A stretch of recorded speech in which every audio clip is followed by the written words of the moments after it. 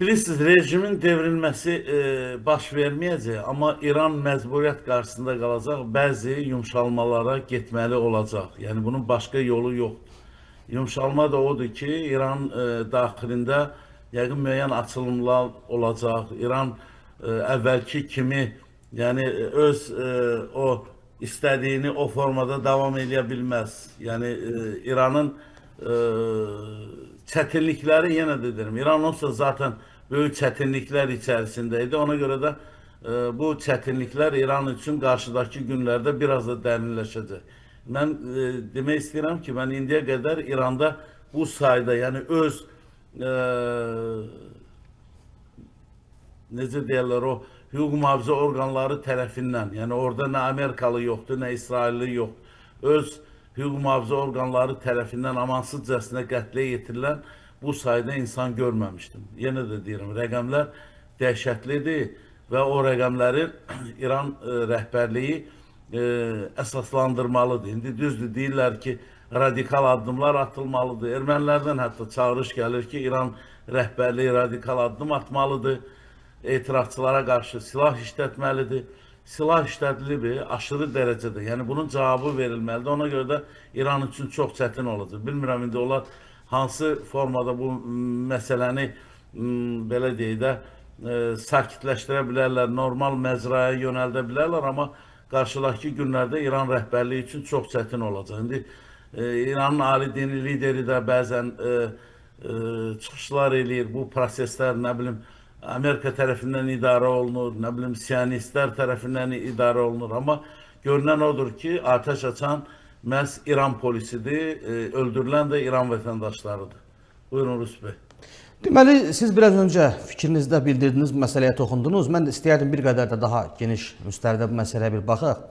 Bu etirazların ilk günlərindən Donald Trump'ın birbaşa öz şəxsi hesabından, Twitter hesabından, X platformasından indikadı ilə, eyni zamanda fars dilli media qurumları, fars dilli Twitter hesablarından durmadan paylaşırlar ki, biz İran xalqının yanındayıq və açıq şəkildə hədə-qorxu da gəlirdilər bugünkü rejimə ki, əgər insanlara qarşı, etirazçılara qarşı hər hansı zorakılıq olacaqsa, biz orada olacağıq, biz onları müdafiə edəcəyik. Bax, o nöqteyi nəzərdən Amerika Birləşmiş Ştatlarının müdaxiləsini gözləyirsiniz İrana?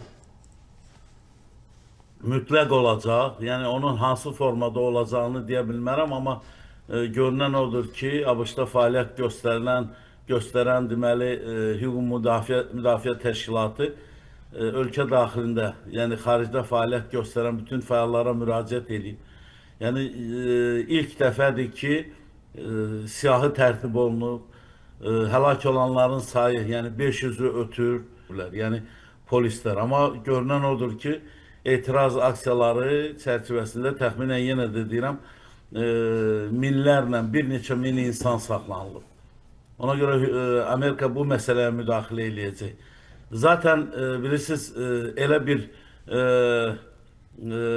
hazırlıq işi aparılıb ki, İran mütləq, yəni bu məsələlərə görə hüquqi müstəvidə cavab verməlidir. Mən düşünürəm, indi bilmirəm hansı ölkə, elə bəlkə ABŞ-ın özü öz hərəkətlərinə hüquqi don geyindirmək üçün, yəni bu məsələlərə hüquqi əsas vermək üçün, yəni ki, BMT Təhlükəsizlik Şurasının iclasını çağıracaq. Çünki aşırı dərəcədə, yəni güc işlədilib.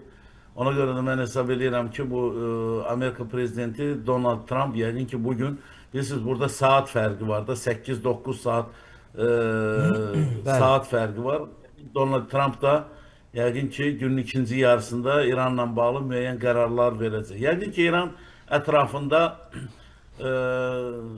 yəni o son günlərin ən çox dəbdə olan bir mövzusu var ki, İranı, nə bilim, parçalayacaqlar, İran, nə bilim, neçə yerə parçalanacaq.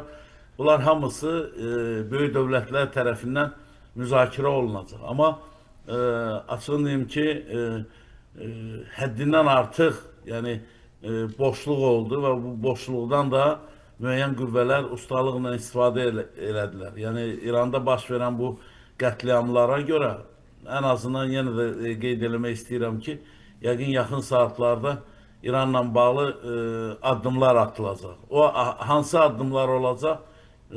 Qeyd eləmək istəyirəm ki, İran üçün heç də xoş olmayan hadisələr olacaq. Çünki bu bilirsiniz hökumət də artıq etiraf eləyir ki, öldürülənlər arasında general da var, yəni Sebahın generalları da var, o cümlədən mədəniyyət adamları var, sadə insanlar var. Bir sözlə, yenə də deyirəm ki, bu 10-u 11-də baş verən, yəni hadisələr özdə böyük-böyük şəhərləri əhatə edir. Tehrandır, Təbrizdir, sonra digər şəhərlərdir, bir neçə şəhərdə ümumiyyətlə, yəni etirazçılar deməli bu məsələni elə bir səviyyəyə gətirib çıxarıblar və bu arada da fürsətçilər də, dəyərli Rus və hörmətli Prime TV izləyicilər, fürsətçilər də vaxtı fövtə vermək istəmirlər. 79-cu ildə İran Şahı Rıza Pəhləvinin deməli Rıza Pəhləvinin Məmməd Rıza idi də o vaxt. Məmməd Rıza Pəhləvinin oğlu Rıza Pəhləvi də indi İrana gəlib hakimiyyəti deməli idarə etməyi bəyan edir. Amma mən düşünürəm ki, çox çətin olacaq. Yəni İran xalqı Məmməd Rıza Şah Pəhləvinin zamanında çox böyük bəlalarla baş-başa olduğuna görə inanmıram ki, onlar Rıza Pəhləvinin yenidən İran rəhbərliyinə gəlməsinə razılaşsınlar. Çünki siz İran daxilində çox millətlər yaşayırlar. Yəni onların çox belə asanlıqla bu Rıza Pəhləvinin İrana gəlməsinə şərait yaradacağını düşünmürəm. Həm də 79-cu il, təsəvvür edin, 26 il buradan, 25 ildə oradan, daha doğrusu 21 ildə oradan.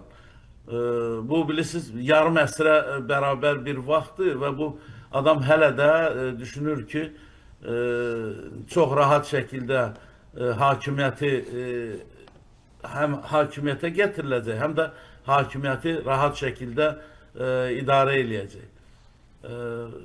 Bəyan eləyir ki, mən İrana qayıdacağım. Heç bu adam İrana qayıtmır. Yəni İran bu qədər itkilərin fonunda çox rahat şəkildə deməli Rıza Pəhləvini qarşılayacaq, nə bilim ona bir belə deyək də. Bunlar da fikirləşir ki, Rus bəy yəqin ki, daha yaşlı nəsil tarixdən bilirlər.